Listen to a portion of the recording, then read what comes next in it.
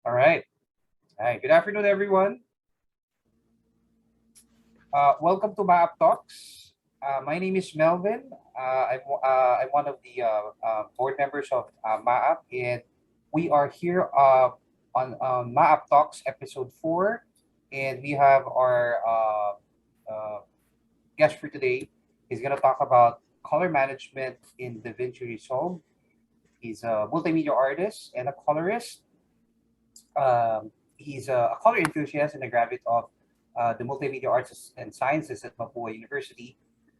He has worked with his way up in the advertising and production industry, and he started his career 5 years ago and is currently working as a colorist and technical color specialist at Barebones Incorporated, a color grading facility in the Philippines providing top of the line services for TV, digital media, music video, and feature films.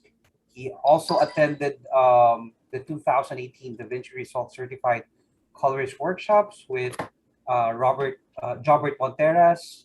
He also attended the Advanced Colorist class at the International Colorist Academy with Mr. Kevin Shaw in 2019. And he also attended the Color Grading Masterclass with Dado Valentic in 2020. And he recently worked for a Japanese film entitled Make Believers, which won several awards, to name a few, at the Best Film at the European Film Awards in 2021. So, ladies and gentlemen, we have our speaker for today, Mr. Verge Tafalla. Hi, Verge! Good afternoon, everyone. Hello, sir. Kamusta? Okay, good. Ikaw, how are you? Verge? Okay din naman, sir. It's been a while na rin na Oo nga, nag-usap tayo. I haven't seen you for the longest time. Yeah, Verge is also my former student then back in the days. Back in the days.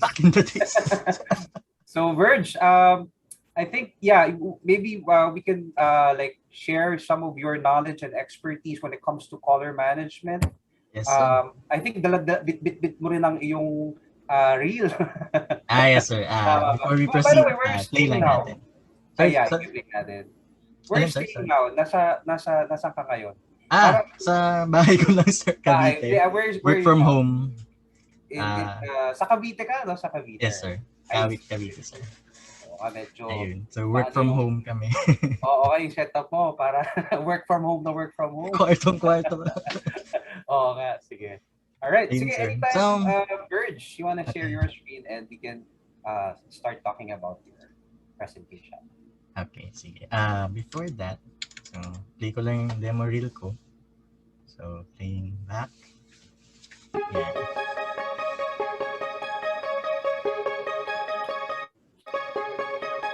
I can see when I close my eyes, suddenly going back in time.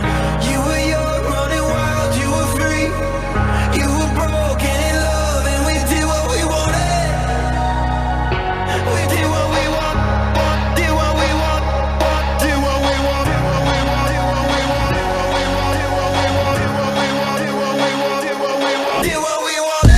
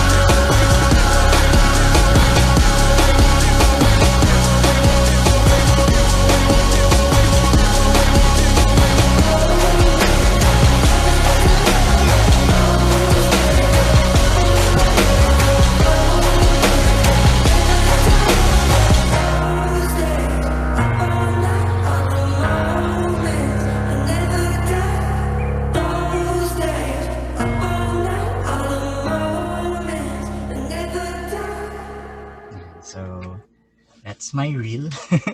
So, most of it na ginawa ko doon are color managed.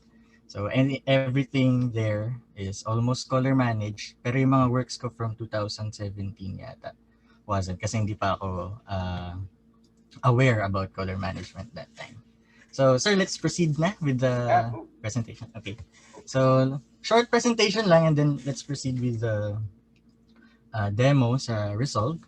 So Davinci Resolve Color Managed Workflows. So before we talk about management rather, let's talk about first yung cameras, the type of cameras that we shoot with, and yung deliverables or outputs na kailangan natin. So we have 3 types of cameras that we use normally sa commercials or sa films, sa mga music videos yan. So first, yung consumer cameras. So recently, ginagamit na rin yung mga smartphones like iPhone, Samsung cameras na ginagamit na rin siya for dagdag footage. So usually, itong mga consumer cameras na to are usually rich in contrast and saturation, and it's ready for viewing. So hindi siya in log form, or I think iPhone meron na rin siyang log na controls, pero hindi pa ako familiar with it. And then next are the prosumer cameras like yung A7S, Fujifilm X-T4s, DJIs. So these cameras can capture footage in log form. So kunwari yung mga S-log sa A7S, Fuji, F-log yan, D-log sa DJI. So kaya siya nakalog, nakaka-preserve siya ng data dun sa image na yun. So it gives more latitude for grading and preserving detail. However, if clip na talaga yung highlights dun sa shot na yun, hindi na natin mababawi yun with these kinds of form, yung mga log form na yan. And then the next are the professional cameras or yung mga cine cameras like ARRI, Red, yung mga Blackmagic. So those cameras can capture raw, shoot raw. So it can capture several stops of light and allow you to change it in grading. So later, I'll show you yung kung paano natin pwede palitan yung stops of light using the raw tools sa Resovle. And then the next is yung different deliverables or outputs for grading. So pinaka-standard is yung Rec 709. So this is for broadcast television, for web usually. Pero sa ibang bansa yata ginagamit din yung sRGB for web. Pero sa atin Rec 709. So next is P3D65. So these are used for cinema projectors. And then Rec 2020 for HDR deliverables.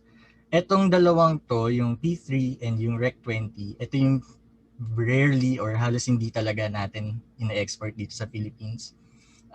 Because yun nga, for viewing din ng P3D65, yung grading yan, kailangan din ng projector for it. So madalas, broadcast monitor yung gamit natin, hindi available yung projector. So Rec 709 pa rin yung ina-export for films or for cinema projectors. And then Rec 2020, yung HDR natin, wala pang demand this time for HDR dito sa Philippines. But in some countries like sa United States, sa UK, ito na yung nagiging standard. So HDR na yung grading nila, and then kino-convert sa SDR. So that's where color management comes in. So from HDR to SDR, mga ganun. So what is color management? So color management is the process by which colors are kept consistent across displays. So yun nga, for Rec 719 output, for P3D65, yun yung role niya. So siya na yung nagmamap ng contrast for those displays. So its role is to preserve color appearance and maximum signal integrity. And color management is not color correcting or grading. So hindi siya, it's part of the process, pero it's not technically color correcting the footage for you. Ikaw pa rin yung gagawa nun. Then next, so these are the advantages of color management, or color managing your project. So being able to work with different types of cameras and color spaces and have it rerouted to the same working color space. So what this means, so for example, you have an S-log from an A7S camera, and you have an ARRI RAW or Red RAW. So what color management does is pinagsasama niya yung dalawang yun, or inalalagay niya lang sa isang color space yung dalawang yun. So essentially, for example, itong ARRI wide gamut na to, and wala pala yung mga S-log. So, wari itong Rec 2020, minamap niya papuntang Rec 709. So, lahat ng color information na na-capture ng camera, kusa niya na imamap yun to Rec 709. So, you don't have to do it manually. Like, on a display referred workflow. So mamaya may explain ko pa yun na mas maayos sa Davinci. So yun, and then another advantage is it allows you to deliver multiple project standards. So what I've said earlier, para HDR, and then pwede ka rin mag-export ng SDR without changing yung grading mo. So gagawin na lahat yun ng color management. Siya na lahat magmamap nung wiring from 1000 nits ng HDR. Imamap niya yun to 100 nits sa SDR. And another is yung to work with some ultra-wide gamut color spaces or color standards. Like ACES or Davinci wide gamut allows. So it allows us to future-proof our projects. So future-proofing, so kuwari, we're working on a Davinci wide gamut. So eto siya. Etong ano na to, itong nakikita niyo to, ito yung human, yung pinaka nakikita lang ng mata natin. Pero si Davinci, gumawa siya ng container na mas malaki pa dun. So essentially, kuwari, by 2030, magkaroon ng demand na, magkaroon ng bagong technology na mas maganda pa sa HDR, ganun. Pasok pa din siya dun sa gamut ng Davinci wide gamut. So walang mawawalang detail na pag minap out na siya dun sa bagong technology na yun. Pero yun nga, it's just for future-proofing your projects. So for example, yun, 2030, may bagong technology. Magkakaroon siya nung, mamamap out niya pa rin dun. Medyo ang hirap lang i-explain na picture lang or chart lang. Pero mamaya I'll show you what it looks like. Yan. So next, pag-usapan natin is yung display referred workflow. So display referred means ito yung usually workflow na ginagawa natin sa Davinci. Yung we're using the primary wheels, lift gamma gain to create the contrast. So we're working from log sa display referred workflow.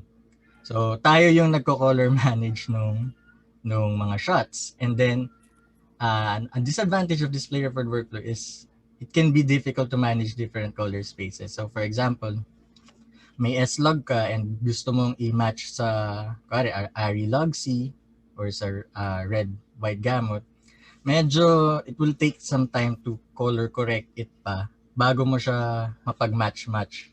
So LUT is often required. So it's used to transform one color space to another. So, but it can be destructive kasi nga LUTs are just numbers on a table. So pag sumobra na yung value mo doon, medyo mag-i-introduce na siya ng artifacts, mga ganun, kapag nasobrahan na. So ang kagandahan ng transform, hindi niya ginagawang ganun. Mas siya, mathematical in terms of converting. So walang masyadong data na nasisira versus LUTs. So mamaya I'll show you din yung sa LUTs versus transform nodes. Yan, so since pag-usapan na natin yung LUTs, so there are 3 types of LUTs. First is the technical LUTs. So it transforms one color space to another. Example, ARRI log C to Rec 709. And then next are aesthetic LUTs. So it's used to create aesthetic looks. So kaya yung M31, if familiar kayo dun, the orange teal LUT na gamit din. And then camera LUTs. So ito, combination na ng technical and aesthetic LUTs. So camera LUTs can also be called yung show LUTs. So kunwari gagawa kayo ng LUT, tapos yun yung gagamitin ng DOP sa film or sa series. So sa monitoring nila, naka-apply na yung LUT na yun. So pagbalik sa'yo, kung ano yung na-shoot nila, yun na din yung pwede mong gamitin na LUT. Para kung ano yung shoot nila sa doon, yun na din yung lalabas sa grading mo. Balik, kung ano yung intent talaga nila, yun na yun. And then, adjust, balance. So, yun, maganda rin yung camera LUTs, pero bihira din natin gawin dito. Yung mga show LUTs na yan. And yan, so yun yung display referred. Tapos yung scene referred is essentially working on a color managed workflow.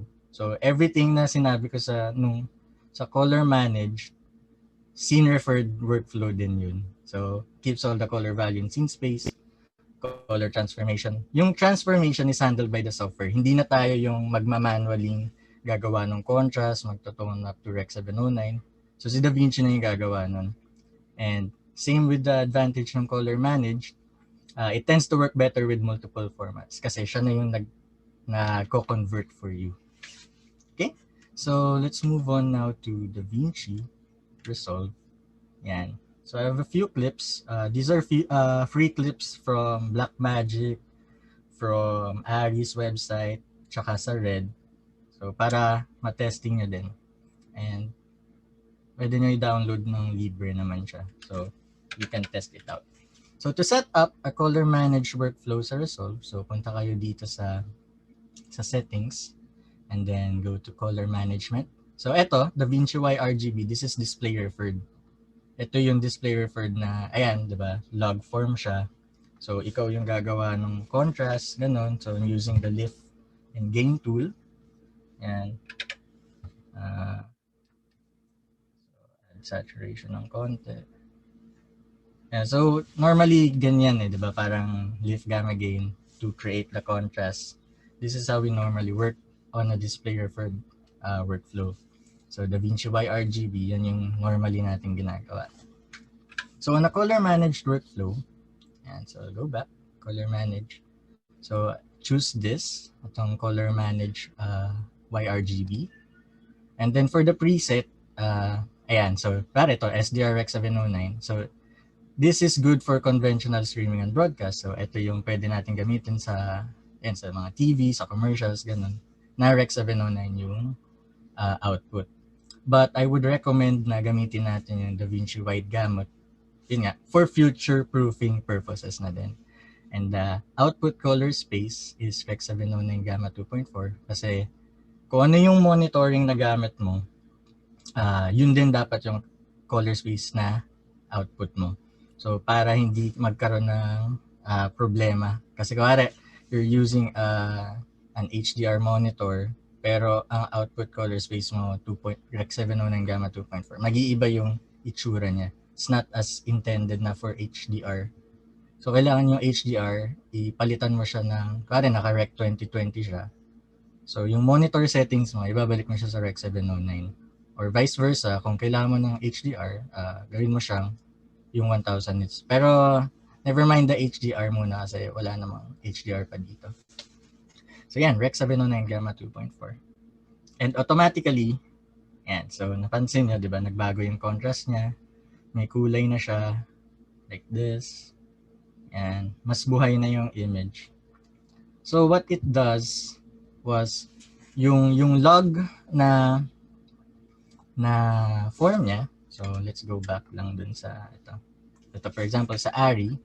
Itong ARI information na to, minap niya papuntang sa Rec 709. So, sure tayo na walang makiklip or crush na details kasi yung software na yung gumawa para sa'yo. So, that is one advantage of color management na, syempre, it, fastens the workflow. Mas mabilis kang makakapagtrabaho kasi buo na yung contrast, ganun. But, yun nga lang, some people prefer pa rin to work on the log form. So, para doon, kuwari gusto mo yung log form pa din, pwede mo siyang i-bypass. So, you right-click the footage and then sa input, well, wala dito kasi raw na siya. But for example, for this one, ito, input color space, bypass. Bypass color management. Yan. So, balik lang din siya sa raw niya. Sa log form niya. Pero, the downside of this is, for example, pinalitan mo yung output color space to something bigger. Hindi niya automatically i-convert din to kasi bypass niya yung color manage. So, let's uncheck that. Uncheck that. Some footages, like yung mga hindi raw talaga, yung mga log na yung sa mga prosumer cameras, yung mga S-log, ganun. Minsan hindi siya agad na detect ng Davinci. So you have to manually input yung color space niya. So this part is important na makausap niyo din yung DOP to ask anong camera yung ginamit para malagay nyo din yung tamang color space for it. So this one was shot with Fujifilm. So ang ilalagay ko ngayon sa color space niya is Fujifilm F-Log. Yan. So yan na yung tamang niya, conversion to Rec 709. Yan. Ito yung sa Blackmagic. So essentially, may contrast na siya. And then you can start grading with this footage na. Hindi na makikita yung log form niya though pag bypass yung grade. So ito na yung parang niya. So ayan, with this color managed, hindi siya, never siyang magki-clip. Well, syempre, pag inano pa rin, pag sinagad nyo, magki-clip pa rin siya. Pero ito, I'll show you an example. Para sa offset. Kahit iangat ko siya ng iangat, parang yung pinipinch dun sa tuktok, sa pinaka-brightest whites yung image. So, hindi niya sinasagad palabas. So, hindi talaga siya nakaka-clip compared pag hindi tayo color manage yung workflow natin. So, same goes sa darks. Hindi niya ika-crush yan ng sagad. So, may detail pa rin yan ng kaya niya. So, that is one advantage of working color manage. So, sure kayo na walang makiclip or walang maka-crush na detail. Pero yan, di ba? It looks very overexposed. Pero may detalye pa rin yan eh. Like may difference pa rin yung brightest whites dun sa mga niya, sa itong pare to. May gradient pa rin siya. Pero syempre, kukontrolin niya pa rin yan. Ayan. So, reset. And so, ganun din, sa curves, kung sanay kayo sa curves, it works like that as well. So, itan ko lang yung scopes. Ayan. So, kahit ko siya sagad, niya dun pinipinch niya dun sa white point yung highlights. So, hindi siya talaga destructive. Diba? Like what color manage meant na sinabi kanina, hindi talaga niya sinisira yung footage. Hanggat maaari. Siyempre, pag sinagad mo pa rin, dun na medyo halata. Pero, yun, non-destructive ang color manage workflow. So that is one advantage of using it. And I think, personally, mas madali ring gumawa ng looks using color manage. So for example, ito, offset lang yung ginagalaw ko. Yan. And then, bawas ng reds. Okay. Yan. So, bawas ng reds. Yan. So, yan. You don't need too much nodes to grade a beautiful footage, diba? Simple lang as much as possible. Kumbaga, Resovle did the heavy lifting for you. Hindi mo na kailangan buuin yung contrast from log, ganun. So, yun ang kagandahan ng color manage workflow. So, pwede rin siyang hindi project-based na color manage. So, sanay pa rin tayo dun sa YRGB. Kasi with this, pag color managed, yun nga, yung primaries natin won't work as it normally would, yung kung saan tayo sanay na nagalaw niya. Kasi yun nga, nadadama yung midtone, pinipinch dun sa tuktok. Minsan, hindi ganun yung hinahanap nating galaw eh. So, there is another way to work color manage na hindi mawawala yung feeling ng original na primaries. So, let's go back to Davinci YRGB. And Rec 709 Gamma 2.4. And then, so I'll use an open effects. Yeah, so color space transform. So essentially, ito rin yung ginawa ko on a timeline level. So I know that this is an Alexa, so Ari Alexa, and then Ari Luxi. Tapos, I'll convert this to Rec 709, and then Gamma 2.4. Yan. So, ito yung nangyari kanina. Basically, this node, ito yung buong under the hood na ginawa ng Davinci. So, hindi nakita yung kung ano yung nangyayaring yan. So, ngayon, yung mga nodes before this transform, it works like a color managed workflow. So, wari, iangat ko yung offset. Diba? Same sa nangyayari kanina. But, if I put a node after the transform, so yung mga normal primaries natin, it would work normally na yung kagaya sa display referred na ano. Yun nga lang, nakiklip na rin siya. So, you have to be careful pa rin sa pag-angat-angat ng mga gain, ng mga gamma, ganun. So, personally, I like to work this way kasi I have more control dun sa look ko eh. So, for example, etong black magic shot na to. So, I'm gonna use color space transform. So, para malaman nyo din pala on some raw footage, you can check sa media page. For example, itong black magic raw na to. So sa metadata, pwede nyo makita dun kung anong color space siya, tsaka gamma. So for example, ito gamma notes niya, black magic design film, color space, black magic design. So yun yung gamit sa kamerang to. So, and then you can check also sa raw tab kung anong generation. So itong sa black magic generation 4. So I'm gonna use yung generation 4 na color space, and then sa gamma yung film. Yan. So, Rec 709, gamma 2.4. Yan. So yung kagaya ng sinabi ko kanina, for raw footage or raw shots, pwede niyong palitan yung light niya eh, di ba? Pag sa log kasi wala tayong raw controls. So for example, sa ISO, I can change it to at least 3,200, ganun. So, mas natural yung pag-angat ng light niya kaysa ewan ko, for me, mas preferred ko tong way din na to when working with raw files. Kasi, pwede ko pa rin naman siya mabawi sa node. So, babaan ko lang ng konti. Yan. However, at the expense nga lang of having noise, kasi nga nagtaas tayo ng ISO. So, higher ISO means higher digital noise sa footage natin. Yan. So, for example, yan.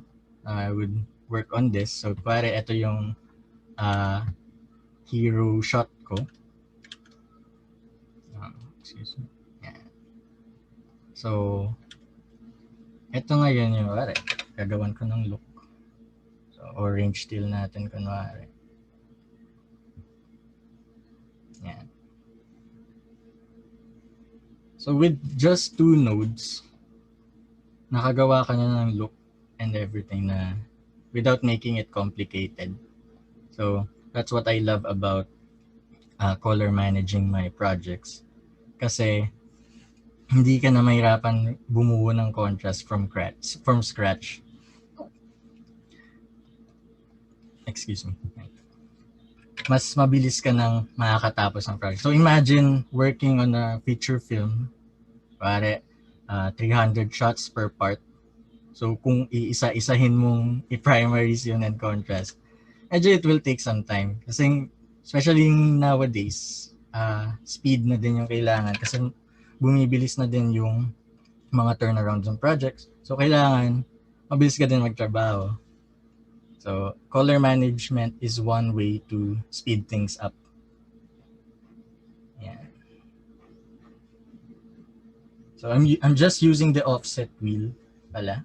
So, not touching yung lift gamma gain. Personal preference ko lang, I rarely use this. mas yung offset ako and contrast when making looks. Kasi I like broader, kumbaga sa painting, I like broader brush strokes and then work my way down kuwari sa mga windows, sa mga secondaries. Saka na ako mag-nitpick. So for example, itong light na to, I find this too bright. Yeah. I will lessen lang yung intensity niya. Yeah. So I'm gonna use the highlights control. Yan. Mas natural lang din yung pagbaba ng brightness niya. So this is before and then after.